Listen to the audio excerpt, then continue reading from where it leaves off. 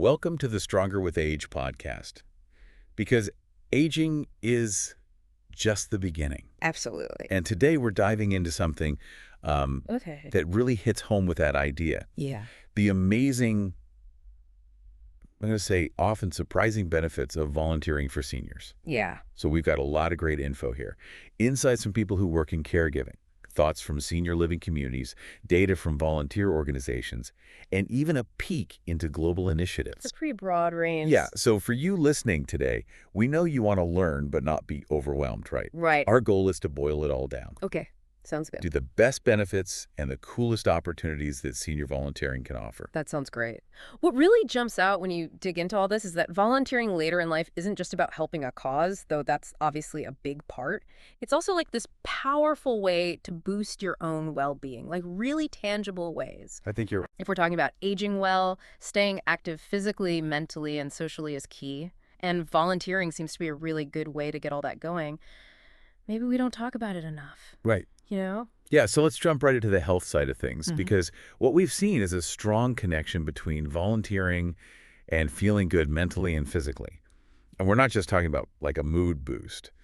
The data points to some real improvements. I'm listening. For example, the Corporation for National and Community Service, Mhm. or CNCS, Oh, yes, CNCS. they found time and time again that seniors who volunteer, they report better mental and physical health, less isolation, even fewer signs of depression. Right on the money. Yeah.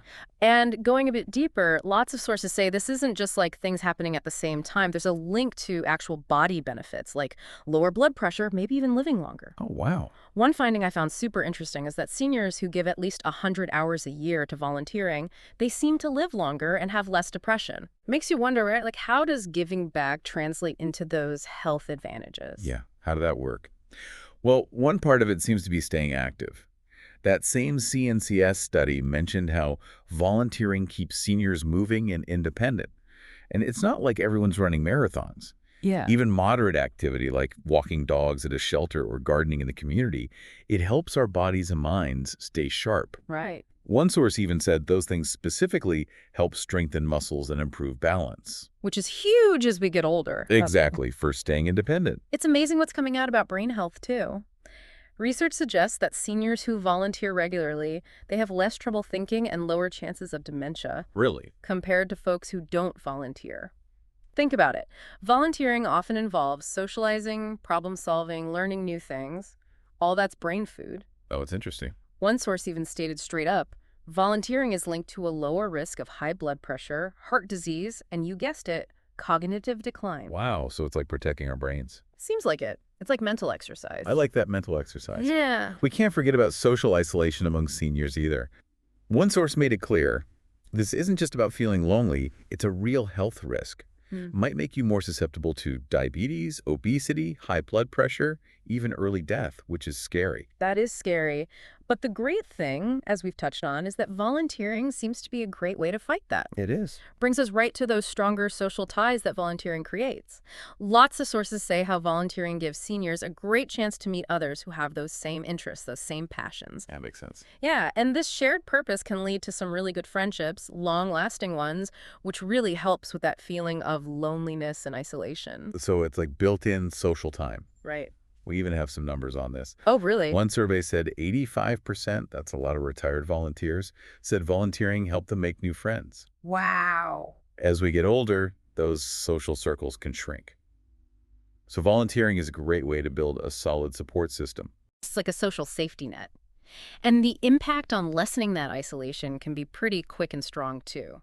One source said that 88% of AmeriCorps seniors volunteers who felt that lack of companionship at first, they felt less isolated after becoming volunteers. Wow, that's a big change. That's huge. Yeah. Shows the direct social good that comes from volunteering. Let's shift a little and talk about how volunteering can affect our sense of purpose and self-worth. It seems like actively doing volunteer work can really help seniors feel like they're still contributing something valuable, which is so important, especially after retirement. I completely agree. It gets to that basic human need to feel needed and useful. One source even quoted Winston Churchill. He said, "We make a living by what we get, but we make a life by what we give." That just nails it. That's a great quote. It really does. Contributing to others, it enriches our lives in ways stuff just can't. Right. And it's not just a feel-good idea. Studies show that retirees say they're 3 times more likely to be happy from helping people in need than from spending money on themselves. That's wild. Also, 70% of retirees said that being generous makes them happy. These findings really highlight those deep psychological rewards of giving back. It sounds like it really does something for us. It does.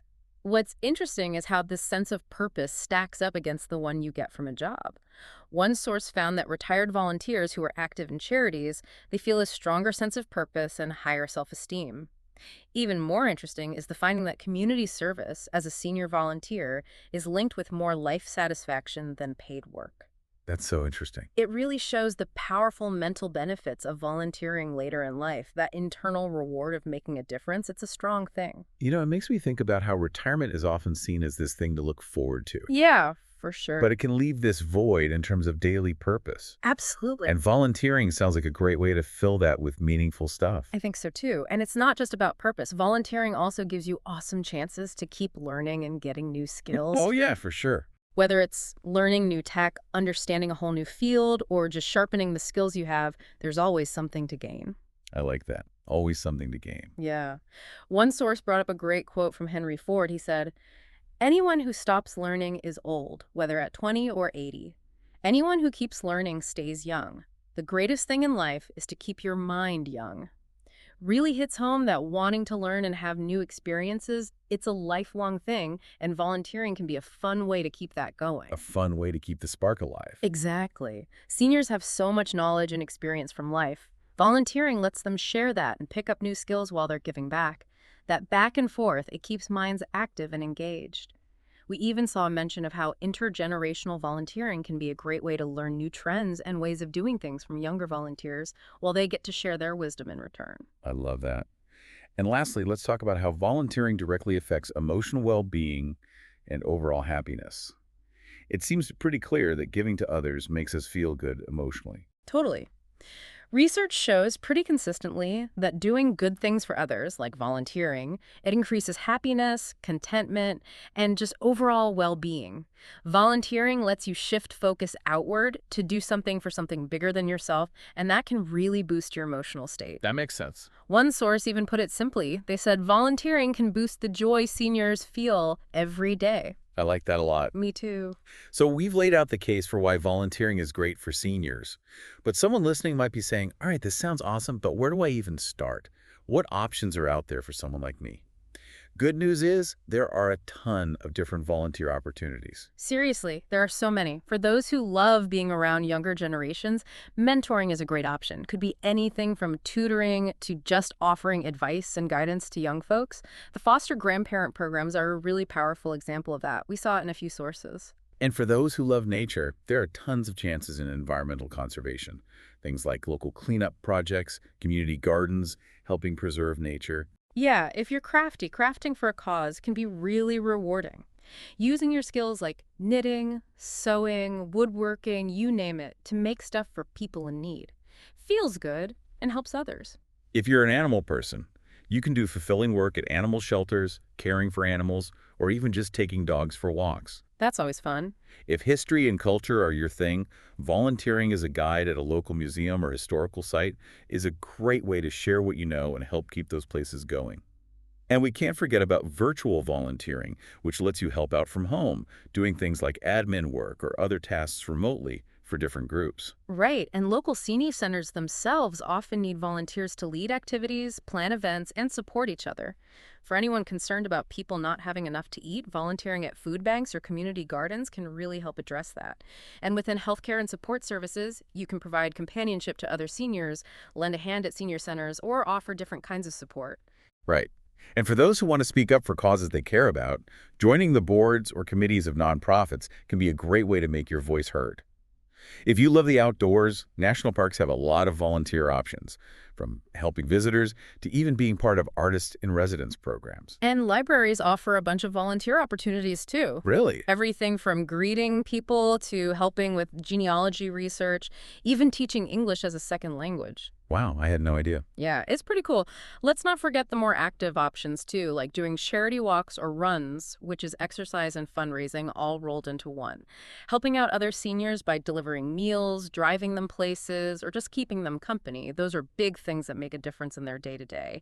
Even volunteering at homeless shelters, helping to serve food or organize food drives can be super rewarding. Yeah, and museums of all kinds need volunteers. Absolutely. The variety really is huge. It is. Organizing your own fundraisers, using your career experience to coach or mentor someone, even checking out international volunteer programs, those are all possibilities too. There's something for everyone. Right. We even saw mentions of the Peace Corps and other international groups like GVI, Projects Abroad, IVHQ, Global Volunteers, Maximo Novell Give a Heart to Africa, offering a chance to give back on a global scale. It's true.